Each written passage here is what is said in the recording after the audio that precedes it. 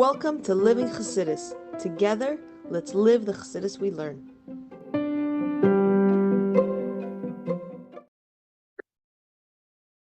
morning, everybody. Welcome to Chassidus in the morning. 15 minutes to change our lives. Good Sichos Chalak Aleph. Pashas Vayechi. Learning a beautiful Sikha about Kabbalah Yisroel. And learning in simple terms, Kabbalah Yisroel is that it's not about me, it's about what I'm needed for. It's about the other. That's Kabbalah Yisroel.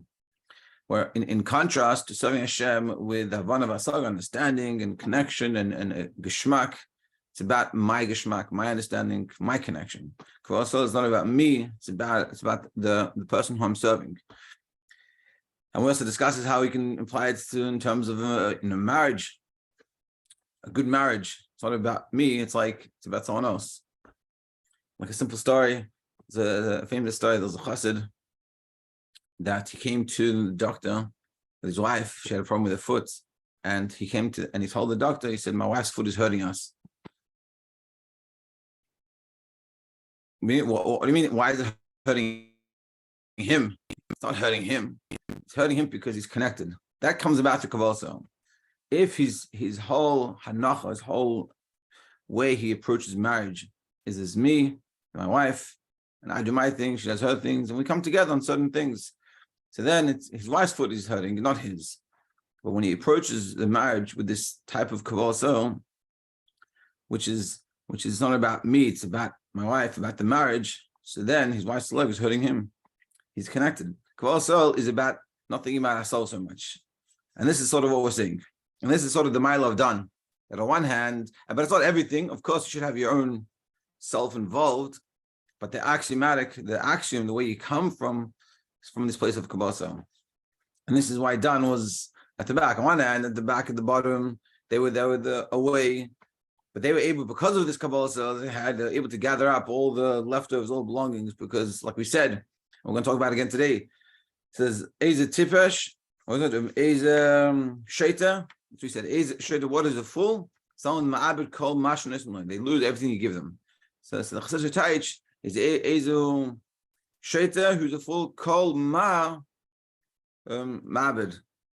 All the Ma, Shnesim, he said, all the Ma, he loses the what? The Ma means the bittul, the Kabbalah Yisroel. Meaning, you can be close to the iron, but you don't have the ma, so then you can lose it. And then you have the done and the back, which seemingly is so simple, but it has the ma, so therefore can help. And the ma is very critical. The bittul, the Kabbalah Yisroel. And the Rebbe is going to explain it in a slightly different way than what we've been talking about, but you'll see it. It's beautiful. Zayin. Here. So what does it mean? They're ever saying, what does it mean in God's serving Hashem? And you see how we learned so many sikhs. We're starting to see how to understand the sikha. Everything we learn, the Rebbe always comes and he says, so what are we learning from this? Also at Dan and Asher and Dan's in the back. Everything in Torah is a book of lessons. It's not a history book, like we've said in the past. And so what does this mean? We have to bring it down. What does it mean practically? What can we learn from this? So you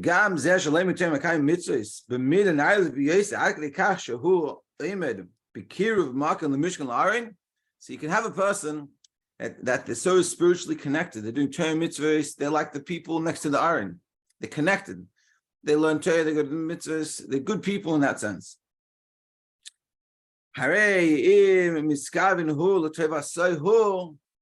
But the problem can be that if they're serving, they're doing the Torah mitzvahs, they love it, they have a geshmak, it's so enjoyable, and they have a natural tendency for it, and they're doing it for themselves. Even what do we mean for ourselves? It can even be for ourselves, for spiritual. My soul is lacking.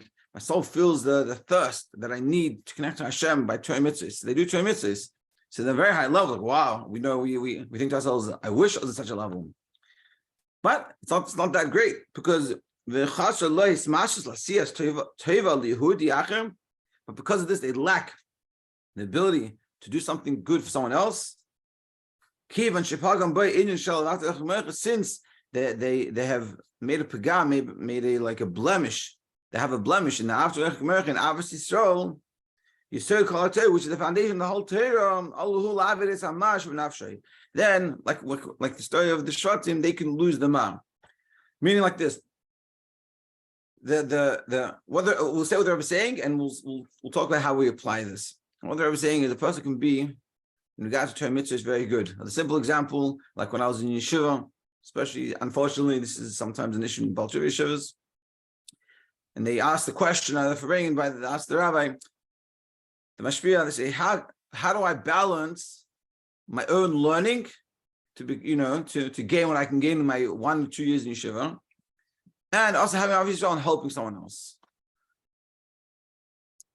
So that question comes from the lack of Ahavas Yisrael. That's this person we're talking about, so to speak. Meaning, and it can mean ourselves, I'm good at davening and learning. When it comes to helping someone else, whatever, it's not my thing. So what the Rebbe is saying is, it could be very true. And it could be, we're talking about even, the Rebbe is saying, even a person on a level that their desire for davening and learning in the Torah mitzvahs, it's for spiritual lack, not just physically. No, I want to be a Talmid Chacham. I want to be a good guy and get all this covered. But even spiritually, a person can be learning all day. A person sits there and he goes through Shas, and he goes through the whole Gemara. He goes and he learns and he davens, all the good things. When it comes to helping someone else, it's not my thing. They ignore it for whatever way it interprets. It comes out. They're saying that person is lacking the ma, like in the marshal, like in the what we were talking about before. He could be one of the Shvatim close to the Aron. You're close to the Aron. You're a chashva guy. Dan is all in the back, but that person can lose the ma. He's a tipish. He's a shaiter. What's a fool? He loses the ma.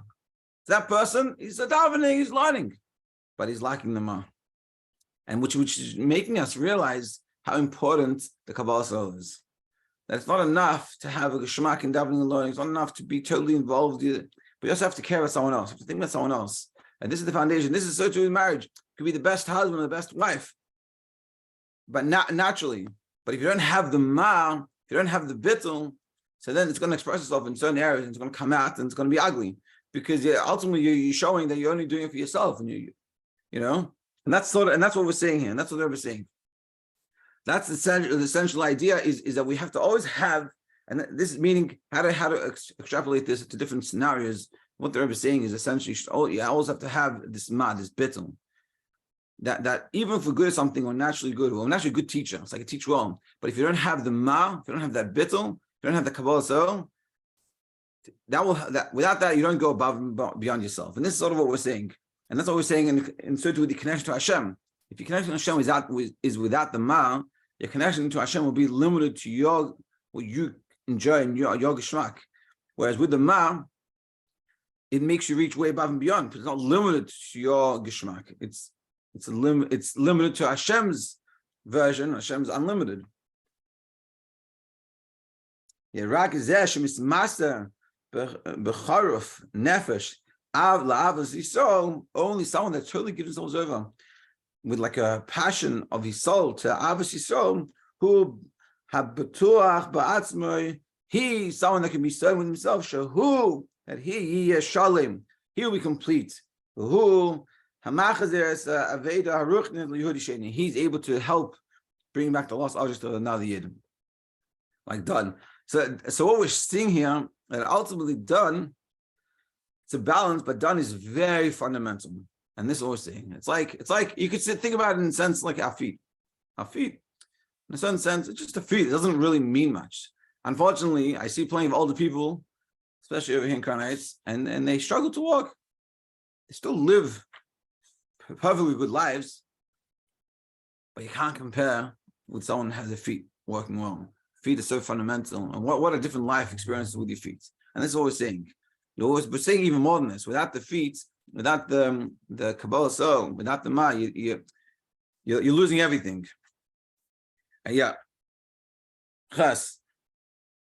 Hamayla Eila Magim Aida Vedikol Zol Mesiris Nefesh Lavas Yisrael Kol Bepirish Bracha Bebirchas Shevet Naftali. Now we're going to start explaining a few of the Shvatim and going into their brachas. And how does this all connect with all this thing? So this idea of the avodah of Kabbalah Yisrael, Mesiras Nefesh, for Ahavas Yisrael, like we've explained. Here b'sefer shel machane dan atzmai. Kal Naphtali, which is also in the end of Dan. Yam, what it says about Naphtali, it says Yam v'darim im yarsham. The sea and the south he'll inherit. So now we're gonna analyze what does it mean the sea, what does it mean the south, what does it mean inherit. And I'm going to show there's three deeper levels. Hamilim Yam v'darim v'yarsham mevate shlosh dagas. They're explaining three levels. In a direction of below to above. As we learned plenty of times, the Chassidus, there's below to above, which means the effort has come from us, that reaches to Shemayim, to Hashem, and then there's the level from above to below, which Hashem is bringing down to us. Now we're going to explain this three levels, Yam, Darim, Yerusha, but coming from below, from us. Yam, the first level, and then like says the Gemara, Shechina b'marav. The Shechina is in the west. So now we're talking about Eretz Yisrael, because they're getting blessed about it, living in Eretz Yisrael. So Shechina is in the west. As in Eretz Yisrael, in Israel, when you're there, the sea is to the west.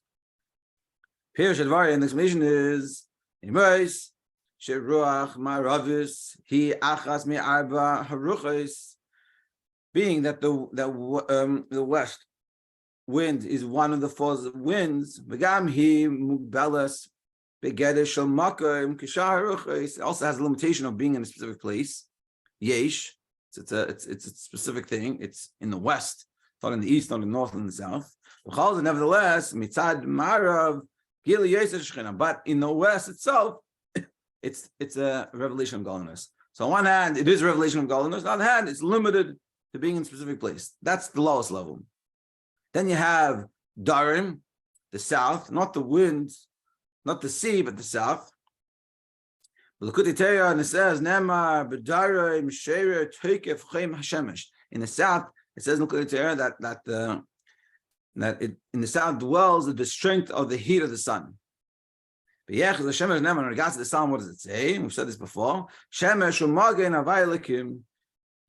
sun and the shield is Hashem Elikim, is godliness. And this is even a high level than Yam. The level of Yam shows the level of godliness. It's a level of godliness as limited to a time and place.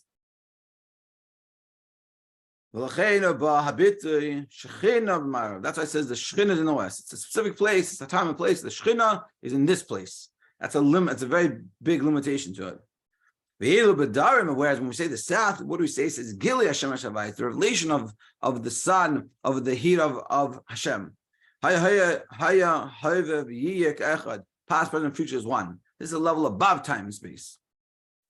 Above time and space. And then you have Yarsha, inheritance, which is the deepest thing. I have the Bein Yarsh, the Bein Mechirav, Matana Hu. So what's the difference between inheriting something versus a present, so being given something? It's very straightforward. Hamachir, it's kesef. You buy something, you have to pay for it.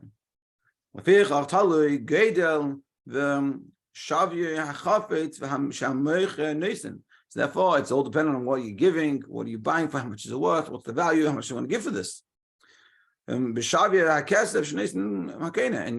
value to what I'm going to pay for. Also, matana, also with a present. Even a present, you don't pay for it. You give it for free. But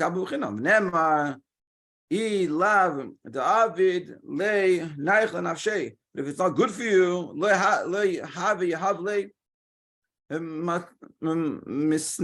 not going to give it to you. It says in Hebrew, if it wouldn't cause any pleasure, then I won't give it to him. Meaning, it's for free, but it has to be related to the person we're giving it to. I'm not giving a person. It's like giving to a woman some men's clothing, a man's coat.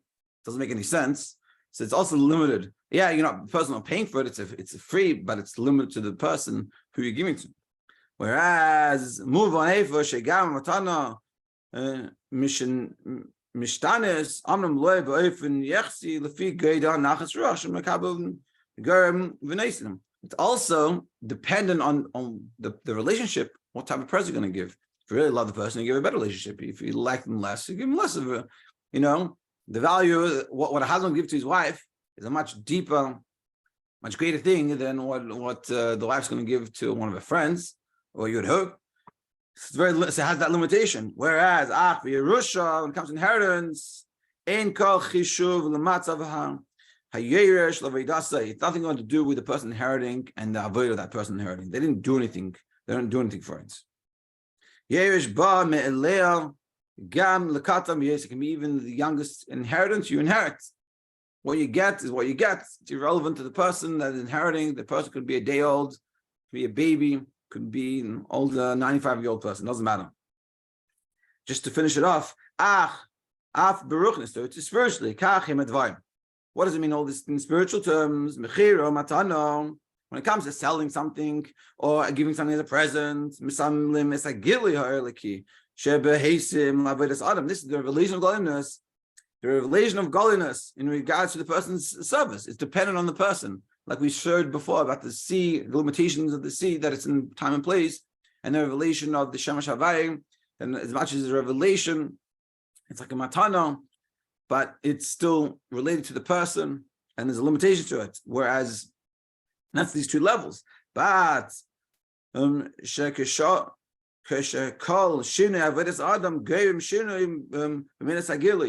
that in those levels, dependent on our avodah, what we're doing has the effect. Yerusha, whereas inheritance, every yid has his inheritance. We are sons. So it says in the past that we are sons of Hashem our God in Devarim, and therefore we are automatic inheritors. And what does that come out? What does that mean? Like, hey, therefore, call Yehudi, who yesh, we're all inheritors. He This is above what we can even handle necessarily, and it's above total limitation. And we're going to continue explaining this tomorrow. But what we're saying is, we're taking the same idea we had before about Kabbalah Soul versus doing things with the Geshmak and based off our understanding and our connection to Hashem. And we're saying so too in Naphtali, that it says the Bracha Naphtali, there's Yam Darim Yerusha. That we're saying that there's three levels. The first two levels are showing a level, but they're a limited level, like buying or selling something which is limited to the value of it and how much we're willing to pay for it. And then you have the present, which is as much as it is for free. It's not that limitation of buying and selling, but the free is still based on the person, and the person doing has an impact.